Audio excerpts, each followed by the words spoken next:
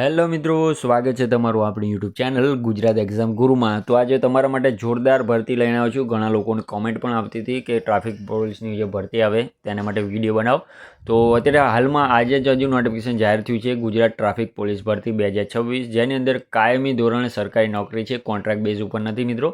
લાયકાતની વાત કરીએ તો માત્ર ને માત્ર 9 પાસ ઉપર તમારી આ ભરતી રહેવાની છે.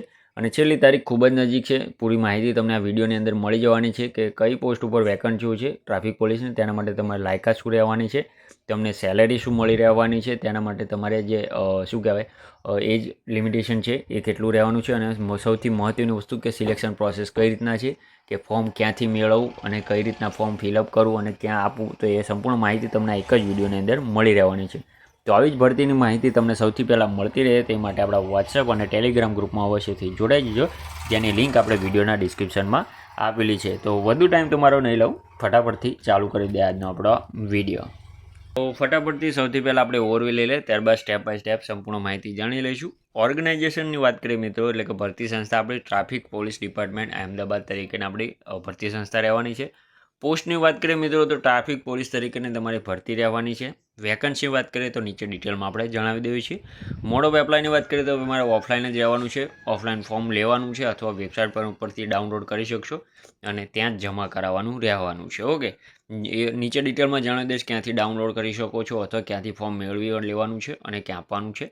જોબ લોકેશનની વાત કરીએ તો ગુજરાતની અંદર તમારું જોબ લોકેશન મળી રહેવાનું છે. ઓકે, તો સૌથી પહેલાં આપણે સેલેરી અને બેનિફિટ્સની વાત કરીએ મિત્રો, તો સેલેરીની વાત કરીએ તો 16,500 પ્લસ પગાર રહેવાનો છે અને ઇન્સેન્ટિવ પણ મળવાપાત્ર તમને આની અંદર રહેવાનું છે. ઓકે, ક્વોલિફિકેશનની વાત કરીએ તો થંબનેલમાં આપણે જણાવેલું છે કે માત્ર ને માત્ર 9 પાસ અથવા તો તેનાથી વધુ, એટલે 9 પાસ તમે કરેલું હોય તો પણ તમે એપ્લાય કરી શકો છો. તમારા પાસે એક્સપિરિયન્સ હોય પહેલાં ટ્રાફિક પોલીસનો હોય કે ના હોય તો પણ તમે એપ્લાય કરી શકો છો. ઓકે, ત્યારબાદ આવે છે આપણું એજ લિમિટેશન, એટલે કે ઉંમર સંબંધી છૂટછાટ. તો મિનિમમ 18 વર્ષ માગેલા છે અને મેક્સિમમ 40 વર્ષ છે, અને ગવર્મેન્ટ નિયમ મુજબ જે છૂટછાટ તમને મળવાપાત્ર છે SC ST FSTને 5 વર્ષ અને OBCને 3 વર્ષ એ પણ તમને આની અંદર મળી રહેવાના છે. ઓકે, તો આની અંદર એક બીજી પણ એડ કરેલું છે, ફિઝિકલ ફિટનેસ તમારી હોવી જરૂરી છે. શું છે તો પહેલું કેટેગરી છે આપણી હાઇટની, જેની અંદર મેલ ઉમેદવારો માટે 165 સેન્ટીમીટર હોવું જોઈએ, ફિમેલ ઉમેદવારો માટે 158 સેન્ટીમીટર હોવું જોઈશે. ઓકે,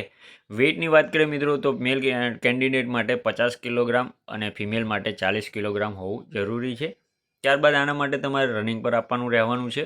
જે મેલ કેન્ડિડેટ માટે 800 મીટર 4 મિનિટ અને 10 સેકન્ડમાં પૂરું કરવાનું રહેશે, અને ફિમેલ કેટેગરી માટે 400 મીટરની દોડ આવશે જે 2 મિનિટ અને 10 સેકન્ડમાં પૂરી કરવાની રહેશે. ઓકે, તો ફિઝિકલ ફિટનેસ એ હોવી જરૂરી છે, ધ્યાન રાખજો મિત્રો. ત્યારબાદ વેકન્સી ડિટેલ જોઈએ તો જે તેમનું ઓફિશિયલ નોટિફિકેશન છે તેમાં એમને કોઈપણ જાતનું આપેલું નથી કે કેટલી પોસ્ટ માટે વેકન્સીઓ છે. જેમ જરૂર પડશે તેમ ફોર્મ ભરાશે અને એ પ્રમાણે તમારું મેરિટ બનશે. ઓકે, તો એ સિમ્પલની સિસ્ટમ તમને હું નીચે ડિટેલમાં જણાવું છું.